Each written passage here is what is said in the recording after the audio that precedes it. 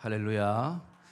오늘도 복된 교회에 오신 여러분들을 환영하고 주님의 이름으로 축복합니다. 환경과 상황이 어찌됐든 저와 여러분들의 발걸음을 이곳까지 인도하신 분이 하나님이신 것을 확신하는 그런 은혜가 저와 여러분 안에 있기를 주님의 이름으로 축복합니다. 우리 같이 하나님의 말씀을 보겠습니다. 하나님의 말씀은 요한복음 3장 16절과 17절 말씀 두 절을 보도록 하겠습니다. 신약성경 146페이지 요한복음 3장 16절과 17절 말씀입니다. 우리 같이 읽겠습니다. 하나님이 세상을 이처럼 사랑하사 독생자를 주셨으니 이는 그를 믿는 자마다 멸망하지 않고 영생을 얻게 하려 하심이라. 하나님이 그 아들을 세상에 보내신 것은 세상을 심판하러 하심이 아니요 그로 말미암아 세상이 구원을 받게 하려 하심이라. 아멘. 우리 한번 따라합시다. 예수를 꼭 믿어야 하나요? 옆에 분들과 한번 고백합시다. 예수를 꼭 믿어야 합니까? 교회 다니면서 신앙생활 하는 분들을 제가 만나서 왜 신앙생활 하느냐라고 질문을 해봤습니다. 물론 각자가 생각하는 답들이 다 다르기도 했습니다. 어떤 분은 인간이 너무나 약하기 때문에 뭔가를 의지해야 되고 그런 가운데에 하나님을 의지하게 되었다라고 얘기하는 분도 있고, 또 어떤 분은 신앙생활 하니까 참 마음이 평안하다라는 것입니다. 그리고 또 어떤 분은 예전에는 내가 살아야 될 삶의 목적과 방향을 잘 몰랐는데 신앙생활 하면서 내가 살아야 될 이유와 목적을 바로 깨닫게 되었다라고 얘기하는 분들도 있었습니다. 또 어떤 분은 하나님을 믿으면서 하나님이 나를 얼마나 사랑하시는지 그 사랑을 경험하게 되었고, 그리고 또 나에게 영원히 사는 영생을 주신 것이 내가 신앙생활을 하게 되는 그런 계기가 되었다라고 얘기를 합니다. 그러고 보면 하나님께서는 우리를 부르실 때에 똑같은 모양과 똑같은 환경과 상황에서 부르시지 아니하고 참 다양한 각도에서 우리를 부르신 것을 볼 수가 있습니다. 제가 어제는 연예인들의 어떤 신앙생활하는 분들의 간증들을 이렇게 쭉 들어보면서 그 안에 연예인들이 많이 가지는 공통점이 있었습니다. 예수를 믿게 된 계기를 보니까 첫째는 그 자신이 가지고 있는 인기가 떨어질 것에 대한 많은 두려움과 삶의 압박, 그것이 심지어 우울증뿐만 아니라 죽음을 생각할 만큼 그런 위기 속에 있을 때에 주님이 자신을 찾아와서 만난 것이 대부분 공통점이었고요. 또 하나는 너무 인기가 없어서 자신의 존재감이 없는 삶 가운데서 주님이 자신에게 빛이 되어 주셔서 힘을 얻고 믿음의 걸음을 걷게 되었다라는 그런 공통 분모가 있는 것을 볼 수가 있습니다. 그분들뿐만 아니라 우리도 하나님께서 우리를 부르실 때는 참 다양한 각도에서 부르셨습니다. 어떤 분은 인생에 있어서 너무나 큰 고난, 물질의 고난과 건강의 고난과 가정의 여러 가지 어려움 속에서 하나님께서 우리 눈들을 여셔서 믿음의 길을 가게 하셨던, 또 제가 기억이 나는 한 분은 부인은 참 신앙생활을 열심히 하는데 남편이 신앙생활하지 않고 또 교회를 잘 나가지 않았어요.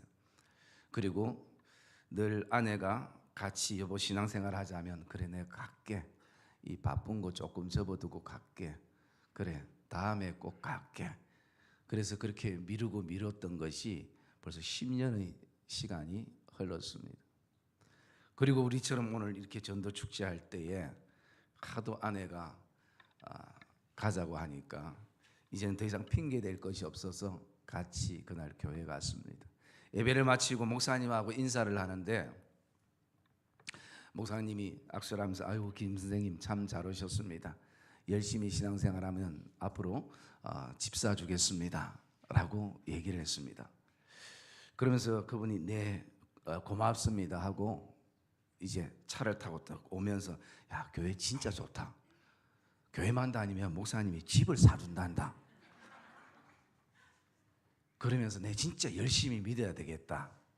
목사님 입장에서는 열심히 신앙생활하면 직분인 집사의 직분을 주겠습니다. 그런데 이게 연결되다 보니까 집사 줄게요 하니까 이분은 받아들일 때 교회의 어떤 생리를 잘 모르니까 목사님이 집을 사준 거 얼마나 목사님이 부자면 교인들 신앙생활하는데 집을 사준다니. 그것이 계기가 되어서 신앙생활을 하게 되었던 경험도 있다고 합니다. 어쨌든 하나님께서 어떤 환경과 상황 속에서도 저를 하나님의 자녀로 부르시고 또 특별히 이 예배 가운데에 내가 하나님의 자녀에 대한 그런 확신을 가지는 복된 은혜가 있기를 주의 이름으로 축복합니다. 그러면서 제가 또 신앙생활 하지 않는 분들을 만나서 얘기하면서 그분들이 가지고 있는 공통점 한 3가지 정도를 발견했습니다. 첫째는 그분들 안에 이 세상이 전부라고 생각을 하기 때문에 예수를 믿지 않는다라는 공통분모였습니다. 그러다 보니까 끊임없이 이 세상에 대해서 집착하게 되어지고, 왜? 이 세상이 전부이기 때문에.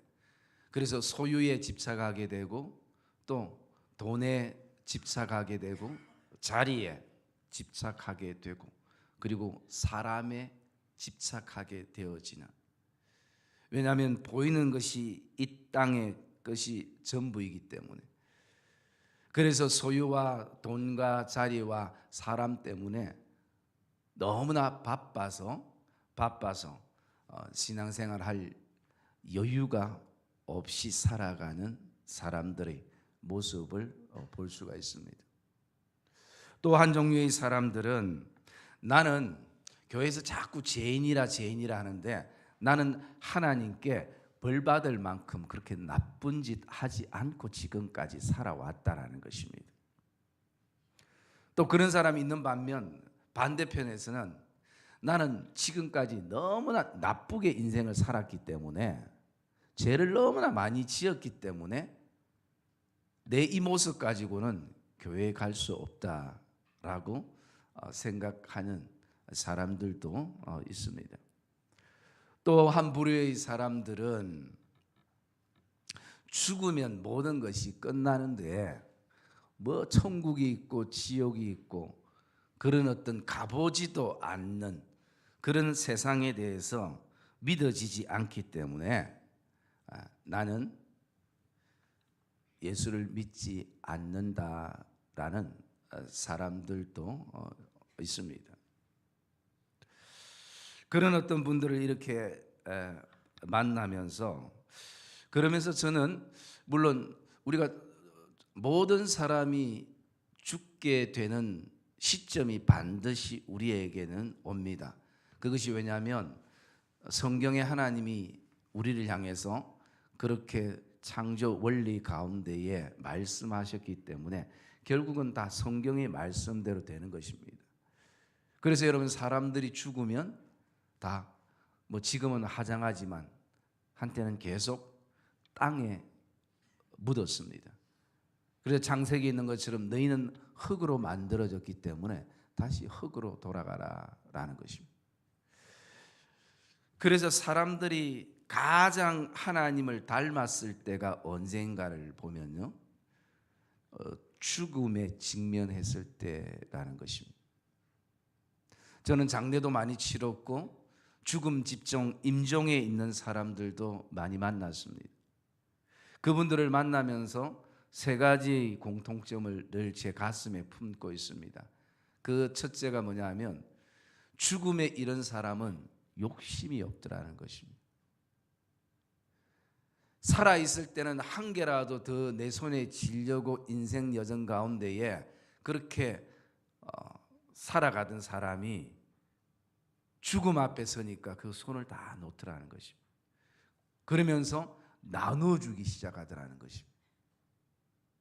평생 자기밖에 몰랐던 사람이 이제는 다른 사람이 눈에 들어오기 시작하는 거죠. 그리고 또 죽음에 직면한 사람의 특징 가운데 하나가 보면 공통점이 굉장히 정직하더라는 것입니다. 살아있을 때는 내 체면과 그리고 내 입장과 또 어떤 여러 가지 것 때문에 이렇게 거짓말하고 저렇게 거짓말하고 포장하고 막 그렇게 껍데기를 붙잡고 인생을 살았는데 뭔가 질병을 통해서 죽음에 딱 직면한 그 시점이 되니까 더 이상 그런 꾸밀 필요가 없는 것이, 꾸밀 이유도 없는 것이, 있는 모습 그대로 되어지고 남은 시간들을 보내게 되어지는 것이. 그리고 죽음에 직면한 사람 하나의 특징은 사람을 그리워한다는 것입니다. 특별히 평생 내가 원수같이 지냈던 사람을 향해서 보고 싶어하고 화해의 손을 내밀고 싶어 하더라는 것입니다. 그런데 여러분, 이런 특징들을 보면 누가 시키지도 않았습니다.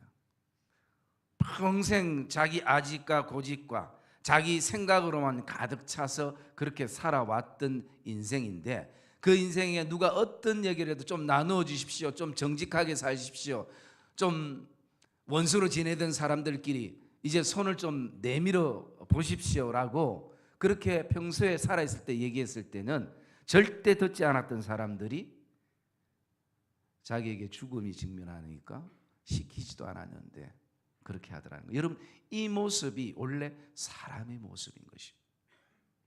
원래 하나님께서 우리를 창조했을 때 모습과 동일한 모습인 것입니다.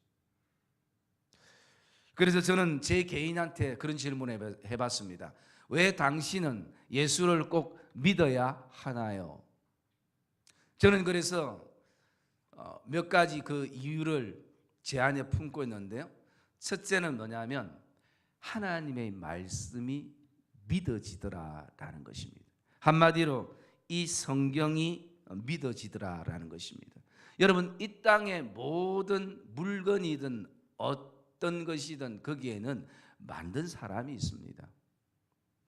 반드시 만든 사람이 있습니다. 만들지 않고 저절로 생긴 것은 없는 것입니다. 물론 저도 성경을 알기 전에는 학교에서 배웠던 지다놀이 전부인 줄 알고 그것이 참인 줄 알았어요.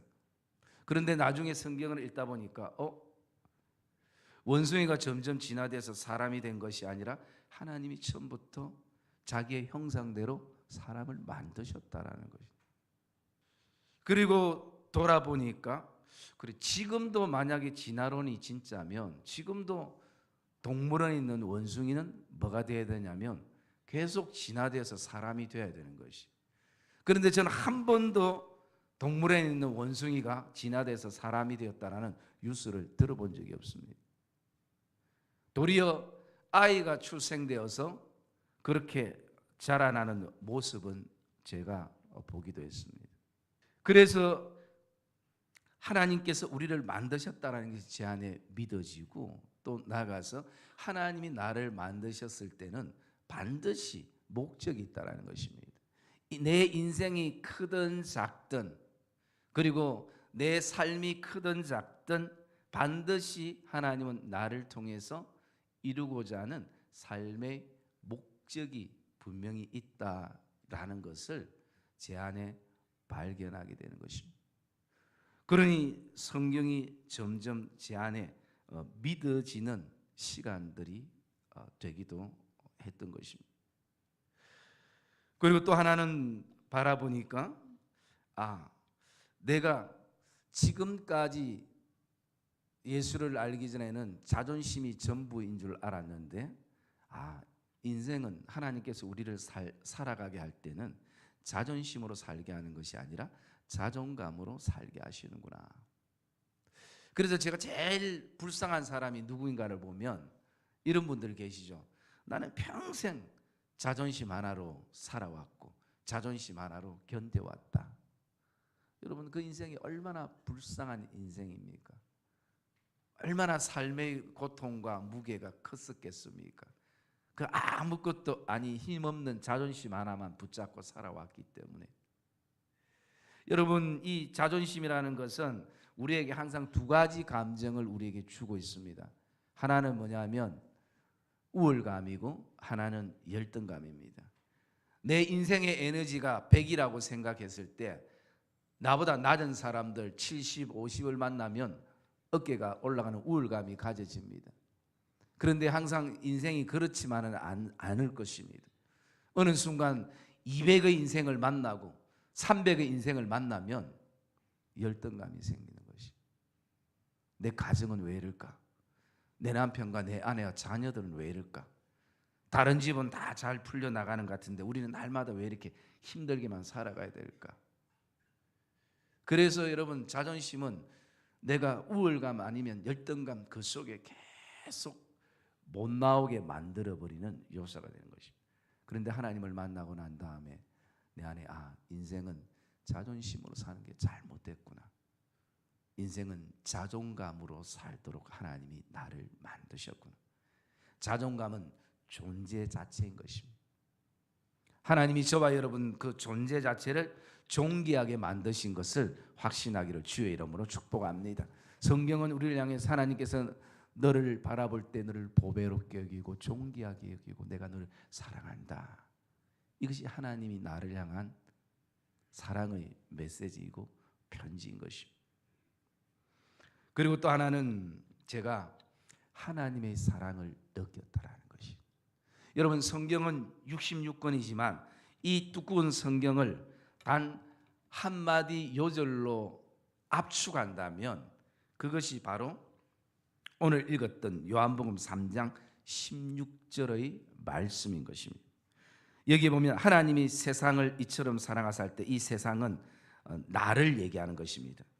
우리가 여기 세상을 이 부분을 나라는 단어를 이어서 우리 같이 한번 또 읽어보겠습니다. 3장 16절 시작.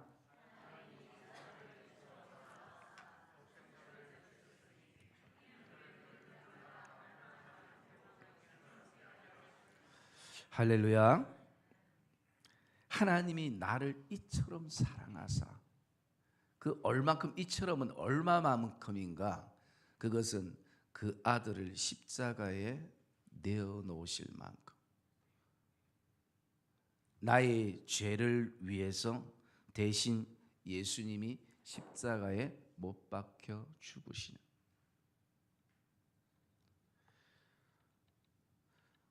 어느 쌍둥이 형제가 있었습니다.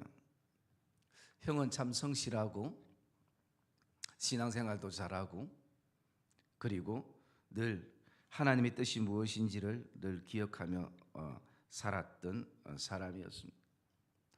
그러나 동생은 그 반대였습니다. 자기 고집대로 자기 생각대로 그렇게 인생을 살았던 사람이었습니다.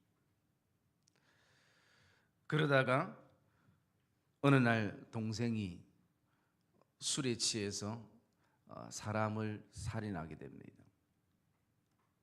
그리고 그 살인 후 교도소 생활을 하게 되는데 그 자체가 너무 두려운 것입니다. 형이 면회를 가서 그 두려워하는 동생을 위로하고 생각하다가 형의 마음속에 내가 너 대신 이 죄값을 치르고 생활할 테니 너는 이제 정말 세상에 나가서 믿음 생활 잘하고 제대로 살았으면 좋겠다. 그 순간 자신이 이 감옥이 두려워서 아무 생각하지 않고 형과 옷을 바꿔 입고 그는 바깥으로 나갔습니다.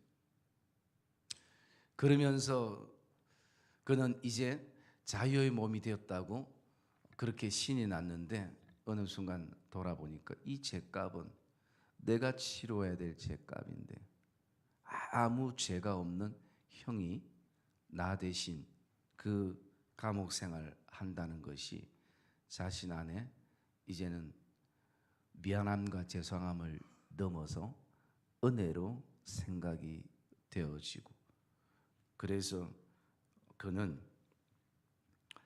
형의 소원대로 그가 믿음의 여정을 잘 걸으며 정말 성실하게 살아갔다라는 얘기를 제가 책에서 읽어본 적이 있습니다. 물론 지금 시대에 그런 일들이 잘 있을 수 없겠지만 거기에서 주는 어떤 예화는 바로 하나님과 나와의 관계를 말하고 있는 것입니다.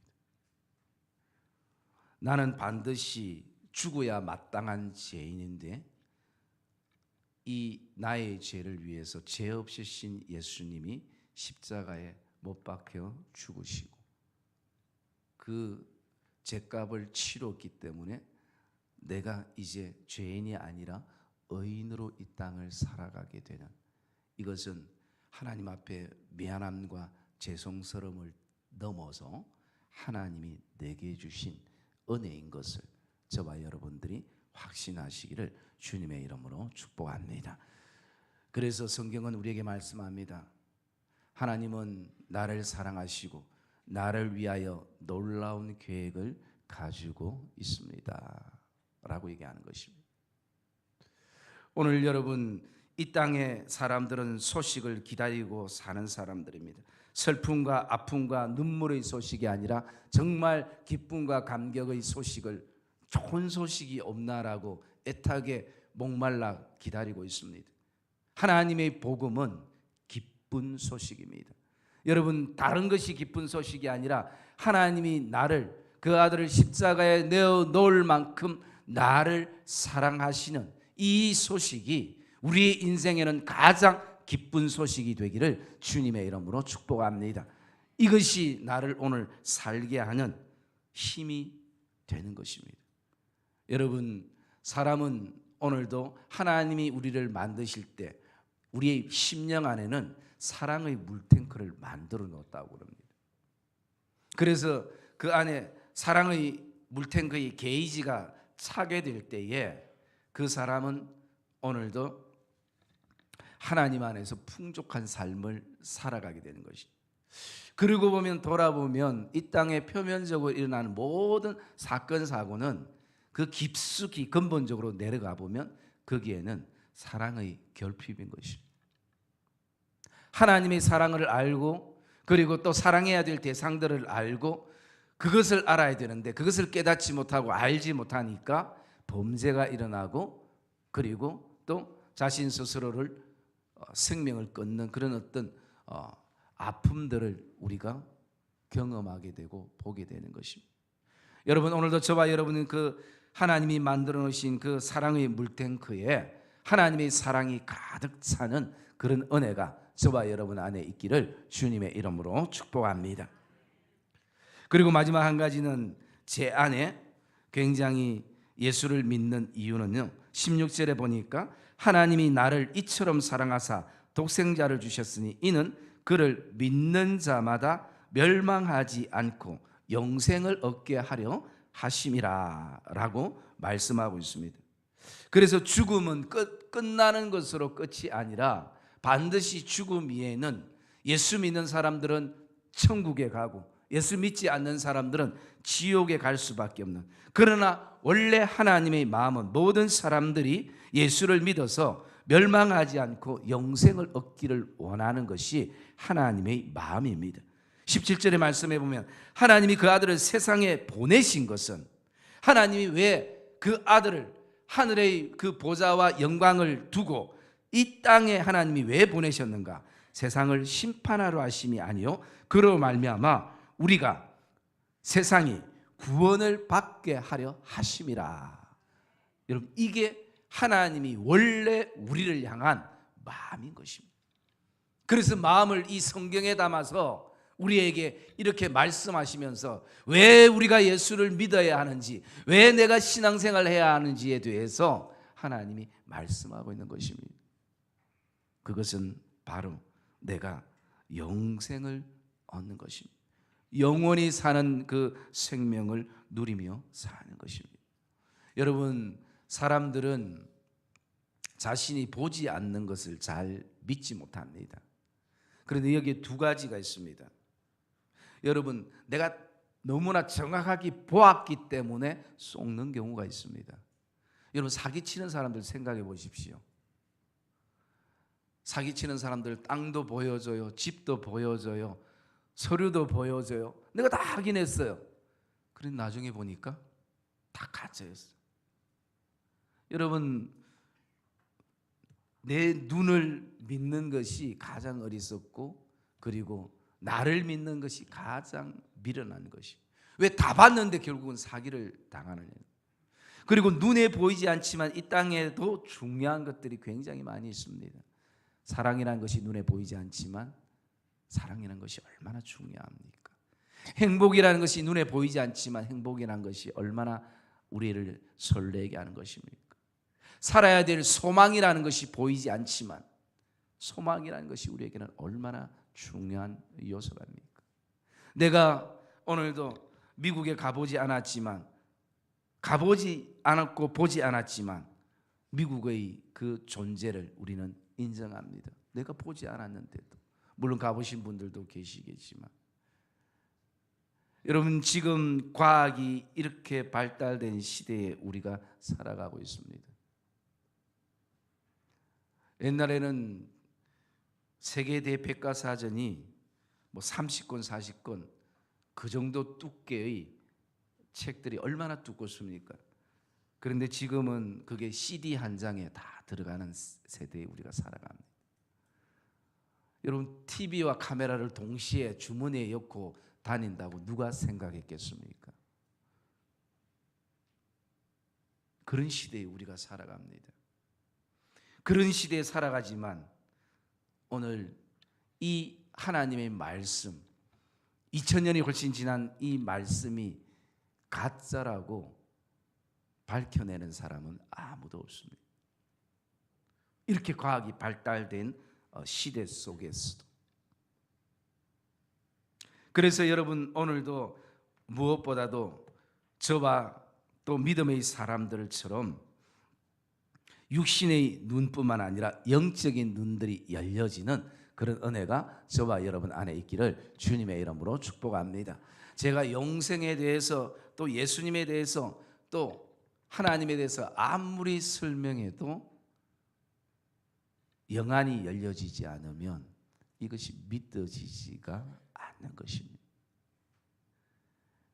그러므로 오늘 저에게는 성경이 믿어지고 이 땅을 자존심이 아니라 이제는 자존감으로 살아가고 내게 베푸신 하나님의 사랑이 얼마나 큰지를 발견하게 되고, 그리고 나아가서 이제는 죽음으로 끝나는 것이 아니라 영원히 사는 천국이 나의 소망이 되어지기 때문에 저는 목에 칼이더라도 예수를 믿는 것입니다.